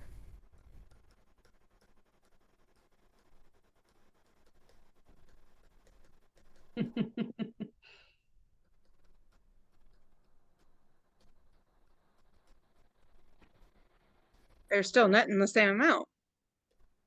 See, Corinne, you are good with the math, and there you were getting all concerned. Flashbacks. That's Do all I you- can say. Do you see why I say you don't need to worry about that 220 form if you've gotten to the time of offer? You now have another way to deal with it that is more direct and doesn't make it seem like you're trying to make the 220 form part of the contract, which is a problem. The 220 form is not a part of the contract. It's not an addendum to the contract. It can't be part of the contract. Yeah, now, if you're not understanding this, let me know. If I've lost you, let me know. I wanna help you with this. I want to make sure you understand this methodology or this way of thinking. So that you haven't lost me. I'm good, but I am thinking, for example, let's say that we have this situation, but the seller and the listing firm had already negotiated, that the listing firm will pay the commission or the compensation to the buyer's agent. Do we have to go back to our listing agreement and amend that listing agreement, because now is the seller paying the compensation for the buyer's agent? You see what I'm saying? give me that question again. I was answering something in the chat. So I know, pay attention. Goodness gracious. So you're the listing side. You sign a listing agreement, and let's say that your listing agreement had 5% as your total commission on paragraph 7. Then paragraph 8, you said we're going to pay out 2.5% to a cooperating firm. But we never send that 220 form. So therefore, the commission, the compensation is not coming from the listing firm. We went with a right side option, with the orange option, where the seller is paying the $10,000 in concession. Do we now have to go back to our listing agreement and amend the listing agreement? No. From the seller's side, if you did that, you would send back a counter offer of $400,000, but with a signed 220 form now showing that you were paying the 2.5%. You would make it line up with your, because again, from the opposite perspective, isn't that the same to the buyer? The buyer doesn't care either way. What are they paying for the property? Either way, $400,000, right? Yeah. Now, it was a question in the chat, and then I'm coming to the folks that have their hand up. Ebony said, where do you indicate that it's compensation? You don't. If you're asking for seller paid concessions, folks, let me ask you a question. Where did you indicate that the seller concessions were to pay for the buyer buying their rate down? Where did you indicate that? We don't. You didn't. You didn't. Where did you indicate that the seller concessions were for the buyer to pay their HOA dues? Nope. You didn't. You didn't, right? But the check went to the buyer, though. How does the check? No check, Ebony. No check ever went to the buyer. What went to the buyer was a credit on the closing statement, and then they used that credit to pay their expenses. What I think you're asking is, how do you get the money, which is very different than how you structured on the contract. Is that what you're asking? Yes. So how you get the money is, how does anybody get paid at a closing? Don't we turn invoices into the closing attorney's office? Okay. So you would turn an invoice into the closing attorney's office, show your commission is $10,000, let them know that that the buyer is using part of their seller paid closing costs to pay your compensation, and when the closing disclosure comes out, it's going to have a credit from the seller to the buyer for $10,000, and then on the very next line, it's going to have a debit to the buyer for compensation of what? $10,000. Gotcha. That's how you handle it. Right? Brian. So I guess I just want to get this clear. So you're saying what you recommend is to have the Form 220 signed before showing the house and before making an offer? That is absolutely my recommendation. If you're going to use the 220 form, do it before, preferably before showing, but definitely before offer. Once you get to offer, abandon the 220. That's my advice, and use seller paid concessions instead. Okay, thank you. Yep. Courtney, you're muted. Courtney, you're talking. I'll ask you to unmute. There you go. You're still muted. You Just still ask you muted. to unmute, Courtney. There you go. Now, no, you're still muted. You can't unmute yourself. You don't know how to unmute. Try the space bar. She's Sometimes- using her phone. She's on Oh, her she's on her Oh, phone. There you we go. go. I think I There got you it. I think You I got got it. it. Can you hear You me got it. now? Yep. Okay. So if I have a listing, which this just happened last week, I have a listing. My sellers have agreed to pay 2.5 right off the top in the listing agreement. Okay. So I had an wait a minute. Let's be time out. I want to correct you. If it's in the listing agreement, your sellers have not agreed to pay 2.5. You have agreed to pay 2.5. The sellers have agreed that you, as the listing firm, and that's important because there's two different lines on that 220 form. One says the listing firm's paying, the other one says the seller's paying. You need to check the one that says the listing firm's paying. Right. Agreed. But so I had an agent schedule a showing and send me a 220 saying that she only wanted 2.4 when the firm is agreeing to pay 2.5. So in that situation, ethically, what are we supposed to do? Are we supposed to tell that agent, hey, we're agreeing to pay 2.5, not 2.4? Are we supposed to go back and say, hey, she only asked for 2.4, so You're at the end supposed of the day, you get 0.1% back? You're supposed to go back to your seller client. That's exactly right. You're supposed to go back to your seller client and let them know that this agent has indicated something different. The same way you would go back. Let me ask you the question. What would you do if they sent you the 220 form and it said 3%? If it was more, you would take it back to who? to the buyer. The seller. To the seller, right? You would take it back to your seller client. Same thing here. You take it back to your seller client and you say, do you want to sign this? This is different than what you told us. Do you want to sign it? And they may say no. Tell them it's 2.5. No, they're not signing it because they've already signed a listing agreement with me that says they're paying the firm 5%. So they're not signing the 220. I would be signing the 220. Right. I would still get them to sign it in that case. I think everybody should sign the 220. I think everybody should sign the 220. Because it's different than what your agent Because it's different than what you said. So I would ask them, do you want me to inform them that you agreed that we would pay 2.5, or do you want to stick with what they've asked for here? And let your client decide ultimately, you know? Okay. Which is why. And so let's take that as a learning lesson since this is a buyer's class. Let's take that as a learning lesson as a buyer's agent. Folks, could you be shooting yourself in the foot potentially by firing the 220 form at a listing broker without first asking the question of, are you offering compensation? Yeah. Potentially. You probably should, based on how your buyer agency agreement's written. The buyer agency agreement states that we are going to go try to get this commission that's owed to us. So there's a chance that we are owed more from our buyer than what the listing agent may even be offering us. Our agreement says that we are going to go try to get all of this from the listing agent and do what we can to do that. That's right. That's exactly right. So you just simply ask the question, are you offering compensation? Is the seller offering compensation? If so, how much? And can you send that to me on a 220 form? That's the way you have that conversation. Now, that means if the listing agent's not on top of their game, do you have work to do as a buyer's agent, before these showings and trying to run this down? Yes. Yeah. Yeah. I think that's really what changed about our job so much, quite honestly, with all of this, is just how much advanced legwork we're going to have to do as buyer's agents to run this down. But I really want to make sure we understand, and I hope, and I think that I feel like some light bulbs popped on, especially in the last 30 minutes there.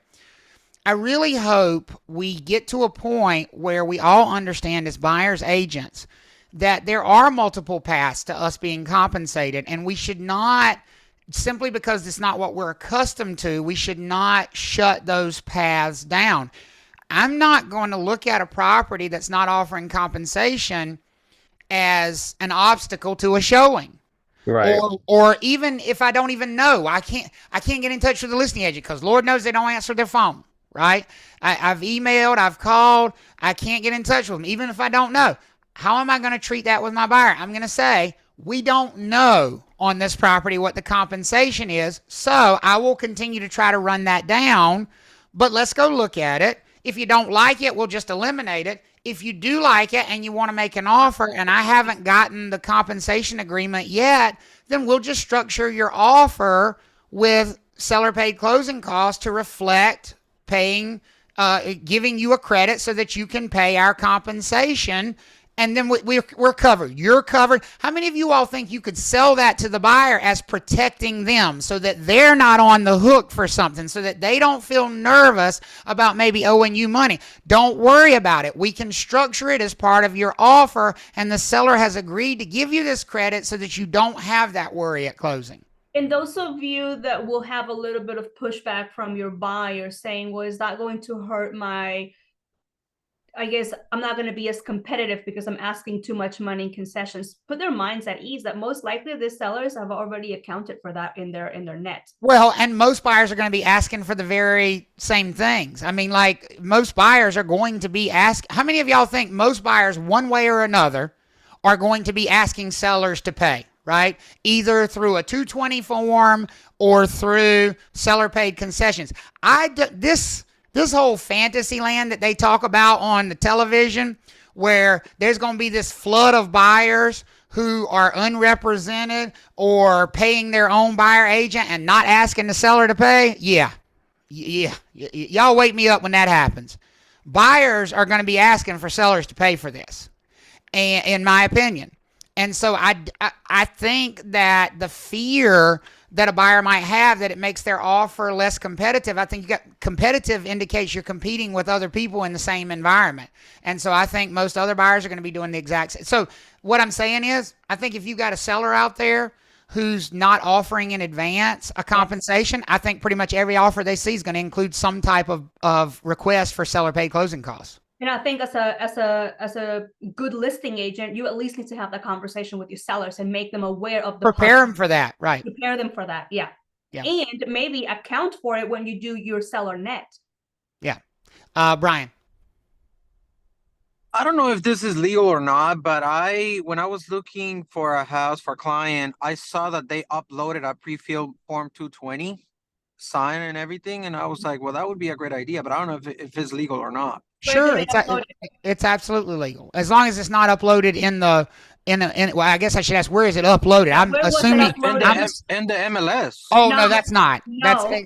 It's not illegal, but it certainly violates the MLS rules and the settlement rules. Yes, that should not be there.